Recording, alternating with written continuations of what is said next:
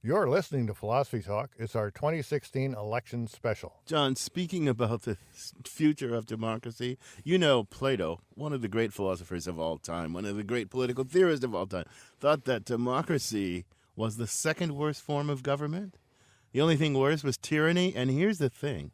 He thought it was almost inevitable that democracy would devolve into tyranny because people would get so fed up with the noise of democracy that they would want a strong man to come along and be their hero and solve all the problems and have all the power. And, I fear that we may be in such a moment in our own democracy.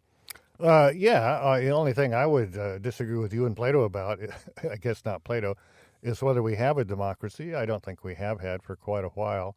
The most democratic institution was supposed to be the House of Representatives. Last time around, the Democrats beat the Republicans by about 3 million votes nationwide and ended up with far fewer seats.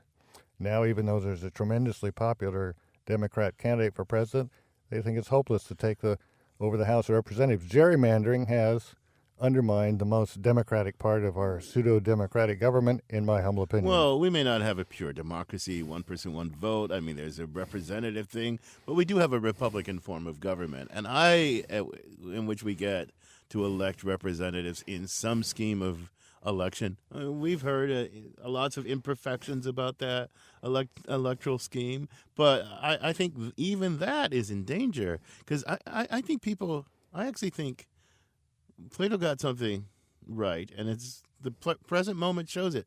People are tired of the noise of Republican government. Republican government, Democratic government is really hard. You can't always get what you want. There's all this opposition. There's multifaceted, people vying for power, and it's noisy and it's inefficient, and people are tired of it, and they want a strong man to come along and sweep it all away and just put the people on their back and be the people's heroes. You don't fear that?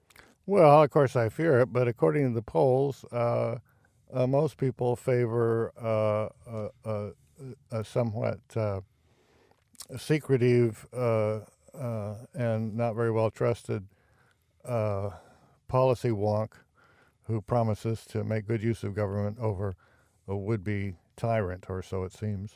Yeah, most people do, but I still think, I guess you're not as pessimistic as I am, but I think that this is a dark moment because I even think the Bernie Sanders supporters from the primaries shared some of that same exhaustion with the ordinary mechanisms of this Republican form of government, which is so divided and has so many independent centers of power that they want to just sweep it away, sweep all that opposition away, and instill this program or that program. And so I don't know. I think we're in I don't. You don't seem to agree, but I think we're in a fraught moment where this dissatisfaction with the noise of democracy is becoming, even if it doesn't win the day, even if it doesn't win the election, it's a powerful thing there to be exploited. Well, of course, one thing we're coping of, which Plato, as far as I can remember, doesn't mention, is the power of money to affect the election. I don't think they had the internet then. I guess if they had daily papers, somebody had to carve them out on a rock or something. I think it took more than a day to carve it out, so it probably couldn't have been daily. Yeah. So there's this tremendous aspect of elections nowadays that I guess he would just say proves his point even more and makes it easier for the tyranny, not a tyranny of the sort he thought of, but tyranny of the rich, I guess. Yeah, no, he thought it. One of the things he worried about deeply about democracy, and I think he was right, was that in democracy, public discourse is about manipulating the moods of this beast. He gives this metaphor of this beast with many moods, and the politician, and that beast with many moods is the people.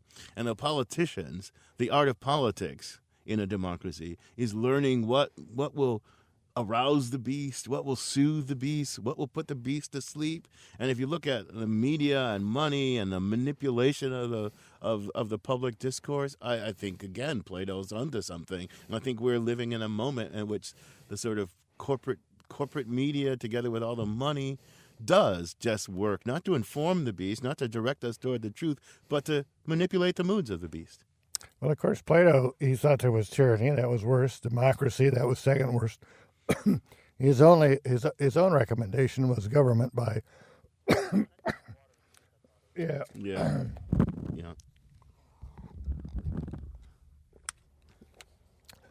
Uh, his own recommendation was government by the wise, philosopher kings. yeah. Our founding fathers tried to get a little of that in our system with the Senate, which they didn't see as being elected by the people. They saw being elected by electors from each state, and I think they thought for these 6-year terms they would pick wise and thoughtful leaders, and the same for the Supreme Court. Well, I think there are a few justices that are wise, not the majority, and there are a few senators that are wise, but mostly I'd say our attempt to get some philosopher kings in there hasn't done too well either. No, I think you're right about that, and I think this proves something. Government, especially self-government, is really hard. It's a really hard thing to pull off. There are bound to be imperfections. Churchill thought that democracy was the worst form of government except for all the others, right? I mean, so they've all got their flaws. Yeah, I would say I agree with Churchill closer than Plato, although if I could appoint the philosopher kings, that would be pretty good. Well, on that note.